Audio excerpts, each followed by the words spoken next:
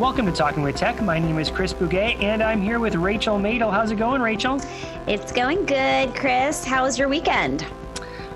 Busy as always. A lot of work this weekend on all the other stuff that's going on. I mean, actually, I did a lot of work for my day job, but we have a whole initiative coming out. We are getting my supervisor to come on, and we're going to talk about the whole initiative that we're doing. Listeners, be looking for that in a week or two, but really busy. How about you? I had a busy weekend too. It was my birthday over the weekend. Yes, happy birthday. Thank you. Did you do anything fun? Yeah, I was kind of pretty low key, but I did spend time with a lot of my friends. Of course, all my family is back home, unfortunately, in Pennsylvania, which always makes me a little sad because I have a twin brother. And so it's hard not being with him on our birthday, but we typically do a trip before our birthday. So we kind of celebrated a month in advance. Mm-hmm. You did. And you went on that hiking trip. I think we talked about it on a previous episode. Yep. So of course we always, FaceTime or do something so we can connect on our birthday, but one year we'll be together.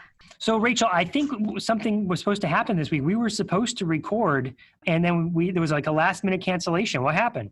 Whew, Chris, it was a really hard day. So I'm going to make kind of a longer story a little bit short. Essentially I was working with one of my clients, and they had an intense, we'll say, bout of aggression towards me. And it was uncontrollable, and I didn't know what to do.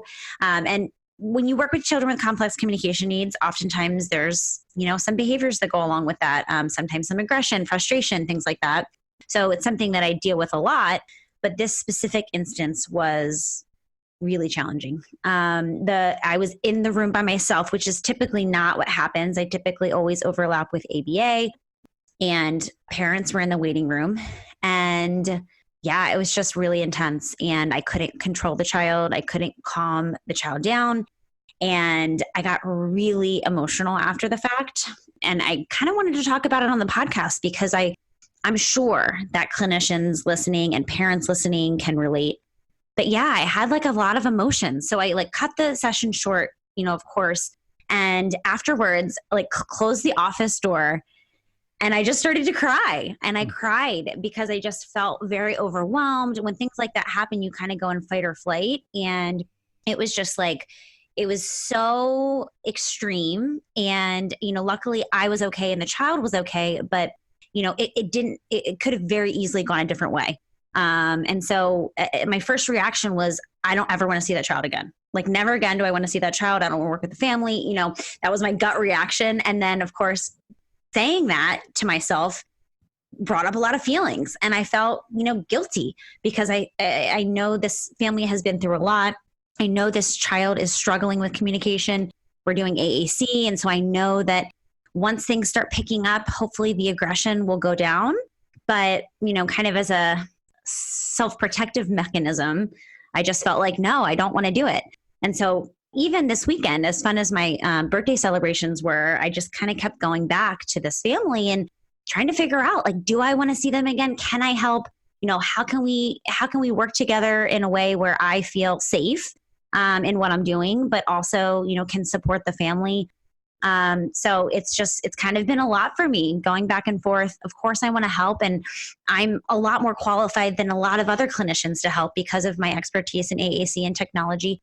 But I don't know. It's been a lot. So let me ask, what kind of strategies did you land on or are you even considering, even if you haven't made a decision yet, about how to move forward? I mean, are you thinking a parent will always be there, or there'll always be someone with you? Is that something that's on the table? What are you thinking about? Yeah, and I typically have someone in the room. I find that it's challenging at times with parents being in the room. I just think that children don't always do as well, and behaviors actually are sometimes increased when parents are in the room. I do think it's important to have behavior support, which I typically always require. This is kind of an extenuating circumstance, which I've had with some of my other clients. It's hard to get the scheduling down, right? And so that's a challenge. But I've thought about, only doing parent coaching. I've thought about, traveling to the family's home instead of having them in my office because, as much as I love my office because it allows me to see more children It's not super conducive for children with, challenging behaviors. And there's things like on the wall and, on the desk and just all these things that are kind of dangerous when things start getting a little crazy. So I don't know. I'm still trying to figure it out. And I think I'm fearful for the conversation that I know I have to have with the family because I don't want to disappoint them. I want to continue working with them and helping them as much as I can. But I also feel like I have self-preservation that I need to think about. I feel oftentimes that I give so much of myself, especially with children with complex communication needs. And I'm really sensitive. I'm sensitive to these things. And I feel like it adds a layer of stress to my life that's kind of hard to put into words and to really feel maybe. But I do think it's there because at any given moment, a child that I'm working with can kind of get frustrated and try to bite me or hit me or all of these things that can, happen. So it's just like, how do I balance these two things? Like, I, of course, want to help, but I also, I know this takes a toll on me, my body, all these things. So, Rachel, I know this is something, first of all, thank you for sharing this because I know it's not easy to talk about. It's something that I have thought about a lot in that I am not doing direct therapy anymore. But there were times when where I was alone with a student in the room, and it occurred to me, and it has occurred to me since, that if the student was injured or I was injured, there's no one to tell that story. There's no video evidence of what happened. There's no way to protect myself as a professional, let alone as a person, And so things I've thought about in that regard that I wonder our options are in a school, some people might have a walkie-talkie, or some sort of button or alarm that you could push and say, I need help, this thing happened. How come that button was never pushed? Do you know what I mean? Or how come they didn't reach out? I could see that as a strategy. Second is we do live in an age, I know you've talked about doing telepractice before, and I wonder if a version of that is so yes, like you said, maybe the student doesn't do as well when the parent is in the setting, but could the parent be watching through this telecommunication system, and an app that's streaming what's happening so that look, I have video evidence of what happened, Yeah. I don't know. I feel like it's something we have to be considering, just to, like you said, protect yourself, but also protect the student and just the truth. Like, here's what happened. I don't know. What are your thoughts? Yeah. I mean, I think that those types of things could definitely be helpful and something needs to happen, right? I can't, it's always when you're like, oh, it's okay this one time, and that's the situation at hand right now. So I do think that we can utilize technology in ways that both protect both parties. It's also really what I think about oftentimes, because this is not, the first time this has happened to me. It did shake me more this time than it has in the past. And of course, it just depends on the scenario. I think the worst feeling as a clinician is feeling like you've lost control of a child's safety, and that's exactly how I felt. I felt like, oh my gosh, this child's going to hurt themselves. And there was self-injurious behavior happening because they were so frustrated. They were trying to destroy my office, which at the end of the day, that's the least of my concerns as far as the property damage is concerned. But it's like all these things come into play. And, it's one thing to be sitting across the table from a child who, gets frustrated and lunges to you and tries to pull your hair or something like that. And then it's an isolated incident. But the things that really shake me are these incidents where I literally can't control the child. They won't calm down no matter what I do or try. And then it just becomes like fight or flight.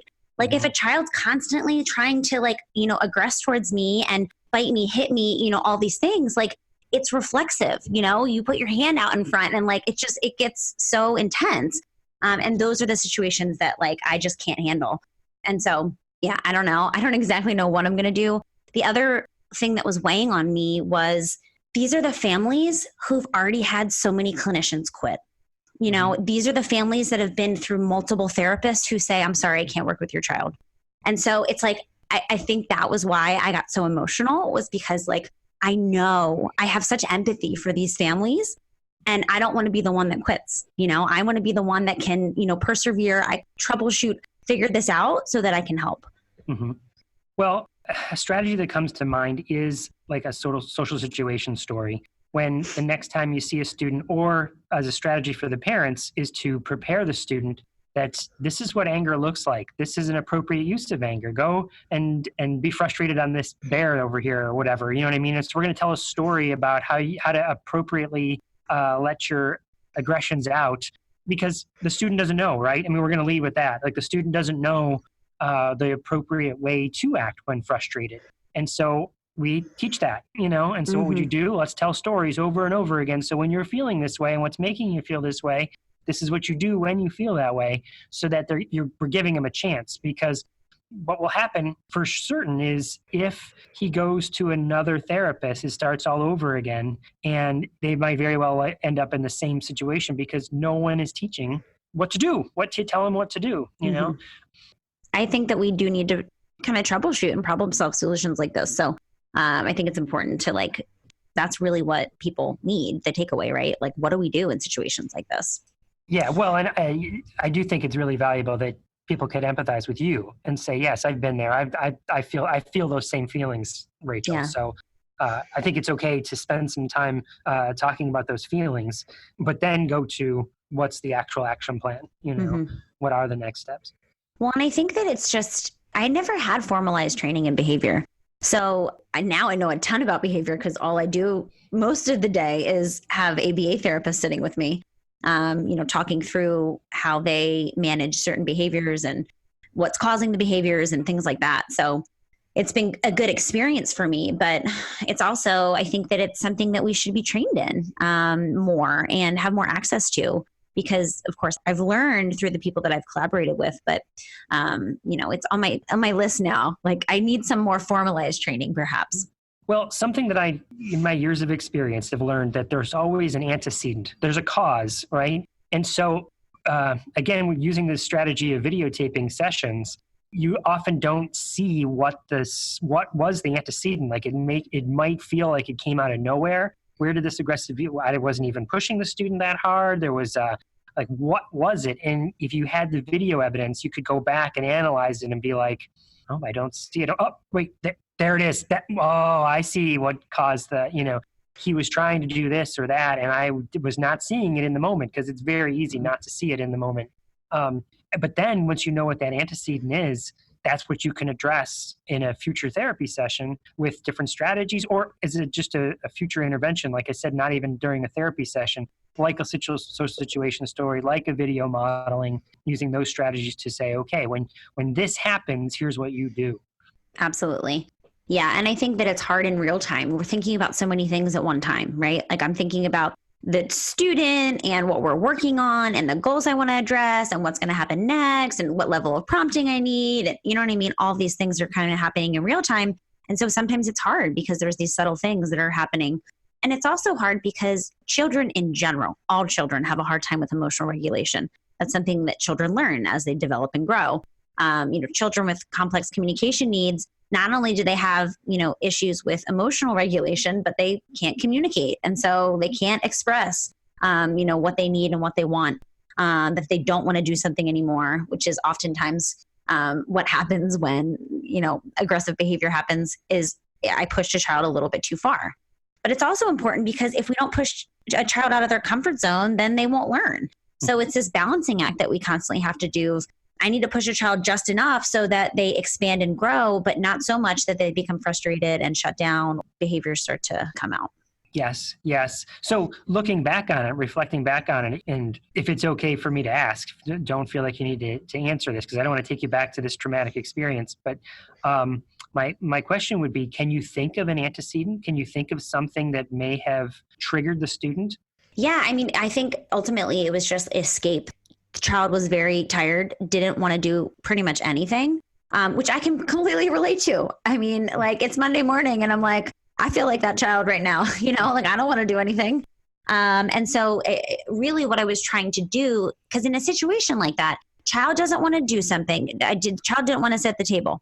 I said, okay. And that's our routine. Like, I'm very routine based, and like, let's come sit at the table. We'll do, a few things, and then we can get up, because the child, always wants to kind of go and wander around the room, which is fine. But, I need to have some type of structure so that we can attend to the device and, work on some things. And so anyway, child was not having the table. And so what I was trying to do in that moment was facilitate, you can tell me you're all done, because that's a teaching opportunity, right? Like child doesn't want to do something. Let's give language to that so that you can now communicate instead of just getting up and going or crying or fill in the blank. Let's talk about it. And of course, as you know, Chris, when it comes to behavior, you just have to have consistency.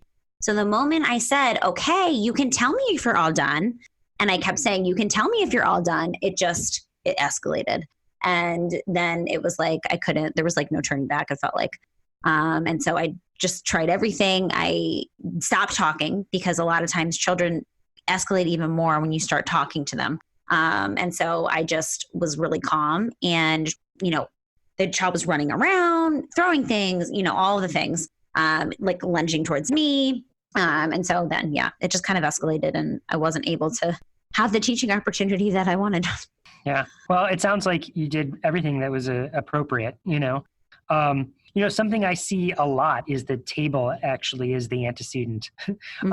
It's something you see a lot is that there's a lot of sitting that happens in classrooms, And so I wonder about if you have a student that, every student, what if we just got them up moving more, in a very functional way? Like, let's carry these bags and go deliver them to this class. Obviously, you're not in a classroom setting in this setting, but in general, it's like, here's a delivery we have to make. Here's a task where we have to go put this thing here, And sometimes it could be even like heavy stuff, like reams of paper and things like that. And I wonder about activities like that in your room. Like, I wonder if your student here, if he came in and it was a mess, if he would help you like pick things up, and put things away, so that there's movement built into the lesson. Only because I see how much sitting happens in a typical classroom, and how much sitting I do in a day. Heck, that's why I have the Fitbit, and the little reminders that go off to say, get up and move. And I just wonder about that for students as well. And maybe not. Maybe that's, I've definitely had that situation too, where kids should be sitting and focused, and instead they're up and wandering around. But I just wonder if we led with kinesthetic activities, if that might not be something that the student would gravitate towards. Obviously, I don't know. I don't know the student, but. Yeah. And I had done some sensory movement things before. I always have children move around before we actually go transition to a table. Doing like wheelbarrows and like, heavy work and things like that, all these sensory regulating strategies. But yeah, I completely agree as far as the table being viewed as work. This is where I go to sit to do things that maybe I don't want to do. And I'm quite flexible when it comes to seating. A child doesn't have to actually sit. They can just stand next to the table.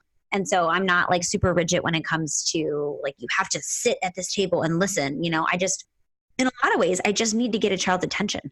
And, this child and a lot of the children that I work with, if there's not the structure of the chair or the table, I can't get their attention. I literally can follow them around and try to like get, parallel play.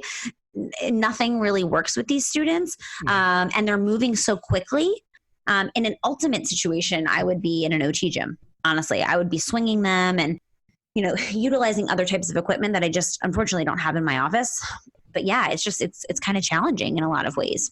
Well, that is one of the strategies you mentioned, right? Is maybe moving to a different environment. So that makes a lot of sense. You said maybe going to the home environment or changing the location is a strategy that might be an option for this student. And I know exactly what you mean. Kids that bounce from 2 seconds, they're in this thing, and then two seconds, they're into another thing. One strategy that I find useful in those cases is measuring those seconds. So, okay, this kid was into the Play-Doh for 4 seconds, and then he moved over and he went over to the block section. He was there for 4 seconds with the goal of, okay, now that I know his attention is 4 seconds on a thing, legit 4 seconds, how can I get it to 6? How can I get it to 8?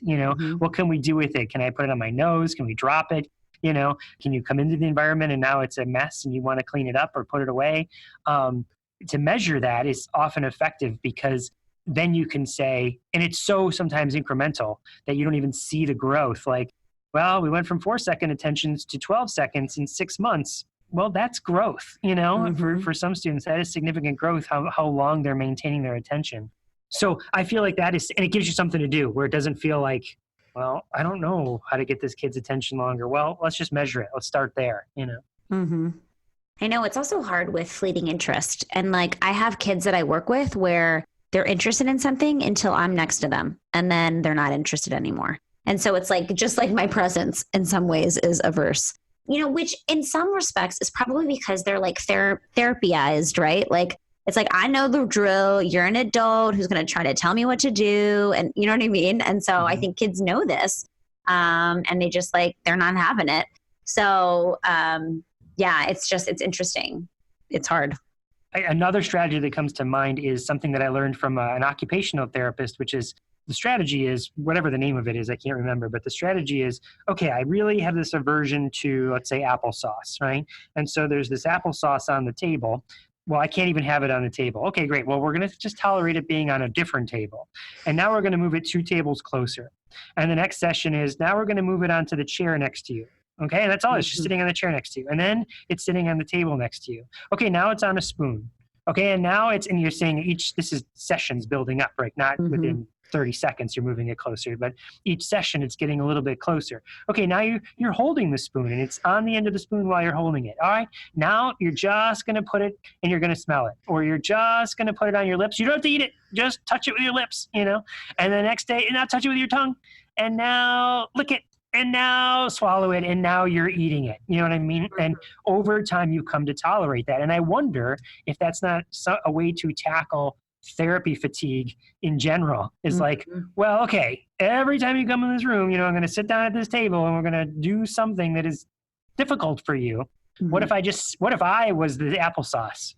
I'll sit over here. You play with Play-Doh. Hey, I'm going to come grab this Play-Doh, but I'm going to run back over here. I'm not going to sit next to you. I'm going to be over here, and I'm still going to be modeling on my communication device. I'm still going to be talking, but I'm way over here, dude. You see, we're fine. And then the next time, move a little closer. You might have to back up a little bit, but then move a little bit closer. And I wonder if that is, and again, measuring that, seeing, well, how close did I get, and how many minutes did I have to be away, per session, might be something that the student like, and I have some power here, I don't know. What do you think about that? Yeah. I mean, I think that's a great strategy. I think that what oftentimes I and probably other clinicians struggle with is like, we want our sessions to be super efficient. And so I'm like, I want to do all the things. I don't want to just like, slowly make my way towards you. You know what I mean? Like that feels like a long drawn out process, which in some ways, like that's what learning is for some of our kids. And so we have to kind of just be okay with that. But like my first reaction to that is like, that feels like a waste of time, Chris. I know that's not true, but I feel like the efficiency in me is like, no, like I have to be able to do more, and this is something that I teach clinicians too. Like clinicians who are like just starting out, they're like, oh, but like, it feels like we didn't really even do anything related to communication. I'm like, it's because we didn't, like we modeled language today. That's what we did. We like built rapport today, and sometimes it takes a really long time. So I think you have to be okay with that. But, it's obviously something I struggle with because, some of the kids I work with, I'm like, oh my God, this is amazing. Look how much progress they're making. So it's just anytime progress is a little bit slower, especially when it comes to things like, it's like I had that thought, which again, like I understand where it comes from, but my thought is, why can't you just like be next to me? Why can't you just sit at the table? I realize it's not as simple as that. That's why. Well, social stories come into play there too, and video modeling. If we had a video of the session, then it could be like, look how you were sitting and how great that was, and look how happy that makes me, and how happy it makes your mom, and how happy it makes you, and how fun that was, and you can illustrate that. Something that came to mind when you were just sharing that is the opposite of, for me, if we're getting raw here for a minute, is that when I was doing direct therapy, I had the opposite feeling. What I mean by that is kids would make progress, and I wasn't always sure it was because of me. Like they probably would have made progress whether I was there or not. And do I really know what I'm doing is even effective? I mean, sure, I'm measuring the effect. I'm measuring the changes happening for the student, but I don't know that it's me that's causing the change. We would joke, some of my colleagues and I would joke like, maybe this mean aunt came to visit this weekend and started really badgering this kid, and the kid really just got so motivated by this angry, mean, nasty aunt that they learned the strategy that I've been teaching them, and they would have learned it anyway if they hadn't had me there. Of course, you don't know that, right? I mean, you can never know. You just know. You don't really know the cause or what's really working, what's not really working. You just know that the behaviors are changing. that the skills that you're teaching are either they're being learned or they're not. You don't always know. And I always found that a little, I don't know, frustrating for myself. Is what I'm doing really even working? Well, especially when you think about the best therapy is the kind where you're not the impetus of change, right? Like you are indirectly, but it's because you've influenced the circle of support. That's why the change is occurring. That's the best kind of therapy, right? That's the most efficient kind. I'll never forget the first time I had that thought. Actually, I was like, fresh out of graduate school, and it was an articulation case. This child had lots of language things going on, but also had articulation issues. And I would literally, the only thing I would target articulation wise during our sessions was like just incidental. I'm like, oh, like that has a k sound in it, like say cat. And like, I'll never forget the IEP meeting. The mom is like, his speech is so clear. Like, and I know it's because of you. Thank you so much. And I'm thinking to myself, I've barely touched articulation. Like your kid has so many, expressive receptive language delays that like, it's the least of my worries. And so I was just like, wow, like children make progress without direct intervention, especially with articulation. Oh, it was just interesting when I had that realization for the first time. Yes. So let me ask, so what are you going to do? What do you think your next steps are with this family and with this student? Chris, now that you've had a few days to process and think about it and, what do you think you're actually going to do? So I'm dreading it. First of all, let's be honest with each other. It's something that I'm just like, oh man, I hate conversations like this. But I have to talk with the family and I have to be open about what happened, which I said, after everything, here's what happened. But there was no kind of troubleshooting. I was kind of like, the emotional side of me was like, just wanted to say like, we're canceling for next week and forever. And I didn't obviously say that because I knew myself. I knew I needed to like calm down emotionally and think through everything. So there wasn't a lot of communication about steps going forward. So I had to have a conversation with the family about what it looks like, what I'm going to need from them. Definitely going to have parents in the session with me the next time I see this child, and then spend most of the session talking about the last session and, how we can continue to work together, but not in the same way. Mm-hmm. So I'm not sure. Is this a sort of student that, do you think would empathize? I mean, has learned those skills at this point, like that you were sad or that you were scared, that he or she made you feel scared? Well, honestly, I don't know, but I'm still going to do it. Because I believe actually in talking about things like that with students, even if it appears as if they don't understand. Yes. But I absolutely will talk about that and model on my device and, all those things, because I think it's important. Especially, you can't have those conversations when children are upset. The same way that like when I'm crying hysterically, like I don't want to talk. You know what I mean?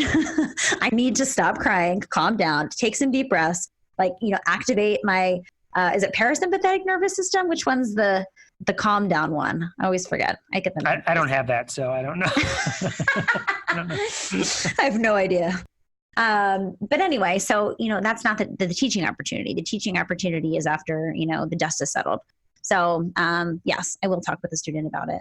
That's so great, Rachel. That's that presuming potential piece that we hit home on this podcast over and over again, right? Is you're going to assume the student does understand, and then you're going to teach and explain in a way that respects that, Mm-hmm. We'll see how it goes. I'm nervous, guys. I like literally have a pit in my stomach thinking about it. Just what happened, but also going forward. And it just, I don't know. It just triggered me. It triggered me emotionally. So this might also be sensitive, Rachel. So again, let's think about it carefully. Did he pull your hair? No, because I always have my hair back with everybody because I learned my lesson the hard way. Gotcha. Well, and that's where my head went, is that's obviously something. People can't see me bending my head down to show you how bald I am. My daughter just shaved my head yesterday, but so I don't have to worry about that, right? And I wonder if you ever think about that, like, well, I guess maybe I'll just cut my hair. But you shouldn't have to, I guess, is the point that I want to make sure is clear and that I'm saying it, is that you shouldn't have to. We should teach kids not to pull hair, not you should have to do something to adjust your hair, right? Yeah. Yeah. I mean, I'm like real careful about everything that I have. I never wear necklaces or earrings. I always have my hair back, even kind of the types of clothes that I wear. I try to wear long sleeves because some of the kids that I work with, they scratch. I have worn arm guards and things like that in the past, but I just feel like that's a whole nother conversation. But I feel like if I go into a session with a student and I'm wearing protection, I feel like that in and of itself, like, it causes problems, right? It's a barrier, yeah. Mm-hmm. Yeah. And I just I don't love that. And I know that, and I've worked with some families and they're like, you absolutely have to do this. And of course I respect their wishes, but if it's up to me, I'll just wear a long sleeve shirt, and I will, if things start to, escalate, of course I can put the arm guards on, but I don't think we get started on the right foot when I come in with essentially like shin guards on my arms. Yes. Could you put those underneath so that a student doesn't see them? Probably, yeah. I mean, it would have to be the right type of attire. Mm-hmm. But yeah, I could. Interesting. I've never worn those. I've never seen those. There's certain pads and things like that, but I've never had direct experience with that. So definitely had students that have had violent outbursts and have gone around the room and destroyed property in the room and pushed things over. I guess we should say explicitly, you're in a clinical setting here that you're describing, but if it was a classroom setting, you would remove all the other students while that student was there, just to keep them safe. I think that's probably the protocol in most schools. But I have not actually had to wear protective gear like that before. Actually, I've never actually seen anyone wear it, but maybe it is hidden underneath the clothing. I don't know. That makes a lot of sense.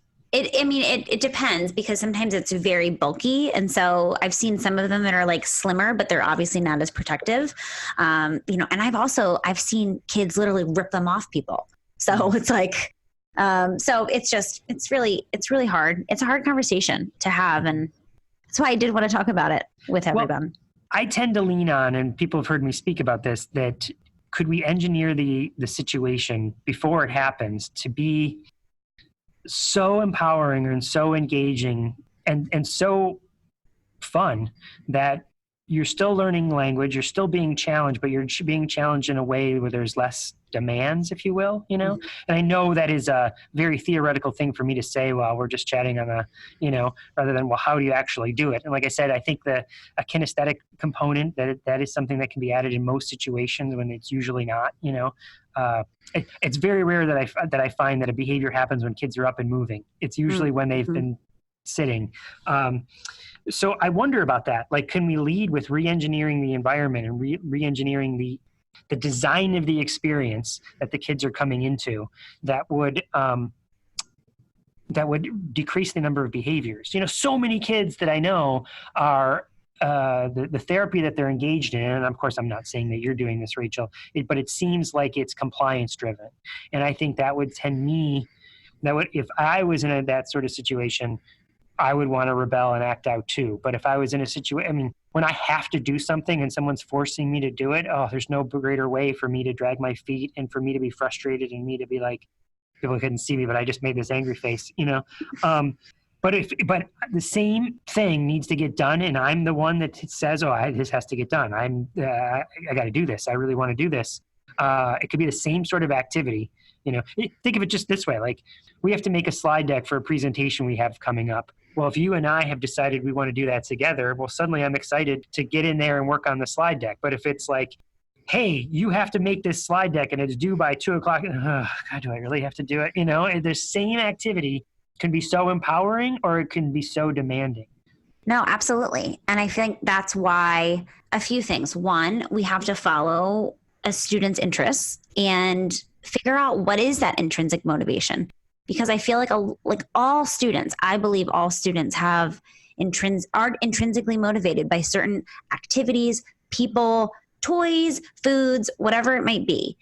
Every student has that. It's our job to uncover it. It's our job to figure out what it is and then build off of that. And that's always where we start, right? Because that's empowering to students. It's, motivating. It builds excellent rapport. Like, I'm not the adult that's going to come into your life and just like bark orders at you and tell you what to do. Instead, I'm going to help you express yourself. Mm-hmm. I'm going to help you figure out how to communicate to, get those things that you so intrinsically desire. Yes. And maybe one of those things that kids intrinsically desire is to control other people, or maybe control is not the right word, but command. Meaning, so I'm not the person, like you said, that's going to bark orders at you, but you can bark orders at me. You can tell me what to do. I'll be your puppet all day long. You know what I mean? And how often does that happen? How often are kids, the kids that we're talking about with these intense behavior difficulties, how often are they the ones in charge of anything? You know, so what if we empower them and gave them the opportunity to be in charge of something, us, and suddenly, okay, I'm the one who's going to go away. You told me to go away, and I've modeled go away, and I went away, and I gave you the opportunity to say it. I'm teaching you what those words mean by me going away. And oh, by the way, we can play stop and go, and we can play, you know, red light, green light, and you can say these words, and you're controlling me. We can play Simon Says, and you're controlling me. And this might be in a very empowering way that again, so many students don't get the opportunity to control anything. I mean, from the moment they wake up to the moment they go to sleep, someone is telling them what to do 24/7. Yeah. Which is why, you know, thinking about pragmatic functions when we're teaching language is so important. You know, obviously a lot of people start with requesting. It's easy. It's like, okay, you want this, ask for it. But like you said, directing the actions of others is really motivating for kids. When they realize that they have power, right? They have control. That's something that's really motivating and exciting because, like you said, they oftentimes don't have that. Protesting, you know, saying no, stop, all done, all of these things, which is kind of what I was trying to do with this student, but didn't really work out the way I wanted it to. But, you know, I'm not going to keep trying, right? I'm not going to stop trying to teach what that word means and how to communicate. But yeah, I mean, I think it's really important that we just start thinking a little bit outside of the box. Well, and I wonder, like, if it's you teaching all done, probably in a very isolated situation where if we've talked about modeling and partner augmented input and aided language stimulation. I wonder if those words were modeled to him more frequently throughout his entire life without the demand of him having to, or even the expectation that he touches, you know, all done. He probably is only seeing you do that, right? I mean, again, that's a huge generalization. I mean, not knowing the kids, but I wonder just generally how many parents are modeling those words, how many teachers are modeling those words, that he's not getting the exposure that he needs to learn what those words mean. Yeah, I mean, I think it is. I think that we can expect, especially with these more abstract language concepts, we can't expect them to be heard, you know, once or twice or even 100 times and just it clicks, right? It has to be paired with meaningful experiences. Language has to be paired with those experiences in order for it to solidify. And some kids learn it right away. Some kids, it takes a long time. Regardless, kids need to hear it and to see us showing them on a device how to do it. Absolutely. Well, Rachel, I'm really sorry that happened to you, but I'm glad that we got to talk about it. I'm glad you felt like this was a space that we could chat and share these things, not just you and I, but with all the listeners. Yeah. And you know, what would make me really feel a lot better is to hear everyone else's experiences. Because I think when we have these hard feelings and these hard situations, we feel like we're the only person that has ever questioned working with a family. Like, I feel like I'm the only clinician that like questioned whether or not I should give up or keep trying. So I would love to hear what you guys think. If you could post maybe in the Facebook group, if you feel comfortable, or you can always send me a message. I really just want to, you know, talk through this and hear everyone else's experiences. Obviously listening to my story and sharing a story of your own, because I think that's how we can all connect with each other and kind of go through some challenging things. But, you know, it's always better going through a challenge with other people around you, understanding you and relating to your experiences. Well said. Well said. Yeah. Thank you, Rachel. Speaking of a call to action, we had a bunch of people come to our AAC after work session. So we just wanted to shout out to everyone who came to see us there and chatted and participated with our AAC after work session. That was all about digital storytelling. And this session we talked about making like a social situation story. I don't think we mentioned that on Tuesday when we did our presentation, but it could be certainly tied together there. But thank you for coming if you listened and you participated there live during our AAC after work session. And if you guys want to access that course, you can go to bit.ly/TWD pod. You can find all of our courses there. So if you haven't So if you haven't listened to any of our podcasts that we're offering CEU credit for, you'll find all of our courses there, including the new AAC After Work one. We would love to have you guys. We love our community, and now you can listen to our podcast and earn CEUs. So for Talking with Tech, I'm Chris Bouquet with Rachel Madel, and we'll talk to you next time.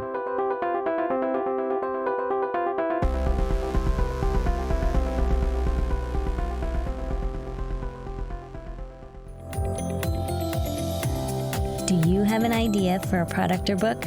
Or are you ready to go beyond in-service presentations? Well, how do you get started? And what if you don't have any business experience at all? Well, I have some great news for you. I'm Mei-Ling Chan, and I'm getting the nitty-gritty stories from parents, teachers, therapists, advocates, and people with disabilities who have created successful businesses, and they're sharing their intimate stories with you. Listen to us on the Exceptional Leaders Podcast and fast-track creating and building and sharing your idea with the world so that you can help more people.